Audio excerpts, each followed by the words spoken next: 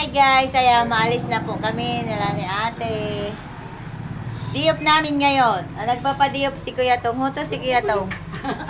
Pupunta kami, di namin alam kung saan kami dadalhin ni Kuya Tong. Kasama kami nila ate, diop namin ngayon. Bakit siyang trupit na ko kani?